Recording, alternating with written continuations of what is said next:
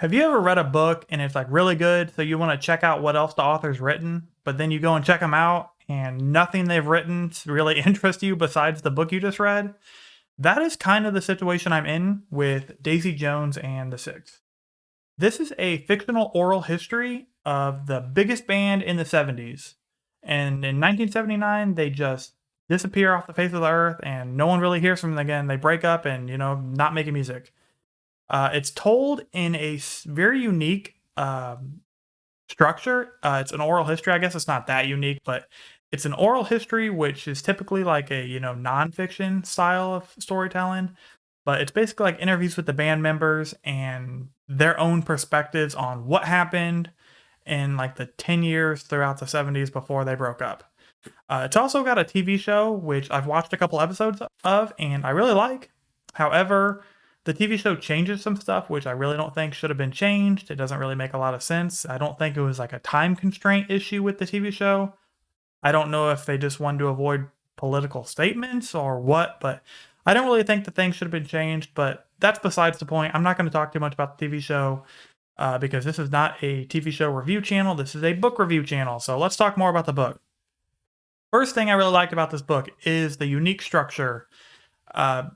Like I mentioned, it's an oral history style. It's basically interviews with these fictional band members, and there's a lot of contradictory stuff that goes on because of that. And it's, there's not going to be a lot of story building. It's kind of dry a little bit, but it's very interesting, and I'm all for like unique storytelling methods and structures. So that's the first thing I like. The second thing I want to talk about is it felt pretty real.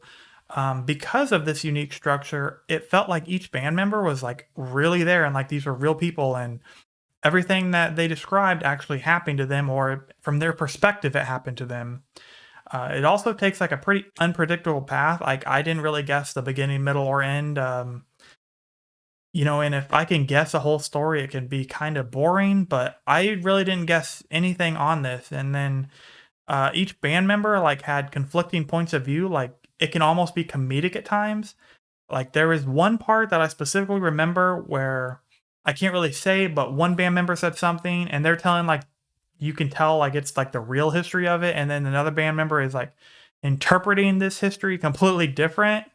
And each interview is kind of like siloed. So like two band members aren't going to be interviewing together. It's all like individual, but one's telling like the real truth, and then the other one is like kind of telling what they interpreted happened at the time. So it was just kind of funny, and I really liked the specific part that had that. And then the third thing I want to mention is I couldn't guess really anything that was going to happen. I kind of made several guesses on, okay, I think this is going to happen. And then almost always nothing happened. Like it didn't happen that way at all. So, it just kept me guessing, and I really like that. A couple things I want to mention about what I disliked is there's a surprise at the end, which I wasn't really expecting. Some people might guess it, but I wasn't expecting it. However, that surprise felt a little bit flat for me. It didn't really do anything for me as far as like entertainment wise. I was like, okay, that's pretty interesting, but it might have been more interesting if this was actually a real history. But because it's not a real history, the surprise kind of like, fell flat. And then the next thing I disliked is that some parts it can be kind of dry, and that might be a little bit expected because it's supposed to kind of read a little bit like a nonfiction book. So not everything is going to be super entertaining, but just know that it's going to be a little bit dry. Before I get into who should read it though, please hit that subscribe button. If you are not subscribed to the channel, hit that like button. It would really help me out. And also, if you read this or you plan on reading it, leave a comment below. So who should read this book? If you enjoy fictional histories that go through, fictional timelines with that are, feel real, then this is something that you might want to consider picking up. Also, if you are okay with some dry prose, like if reading a Wikipedia article on something you've never heard of or something you don't know anything about, if that can be interesting to you, if you look up like, how does a car engine work on Wikipedia, and you can read through and be like, wow, that's pretty interesting. This is the type of book that it might be for you. It's not that boring, or it's not going to be that boring, but that's the type of prose that you're going to get with this. And then, of course, if you are a 70s rock fan, then 70s rock, you'll probably like it. I'm not a huge 70s rock fan. I listen to a lot of different types of music, but rock is big for me, but not really 70s rock. So that really didn't help me enjoy the story or anything. But if you like 70s rock, then you might enjoy this even more.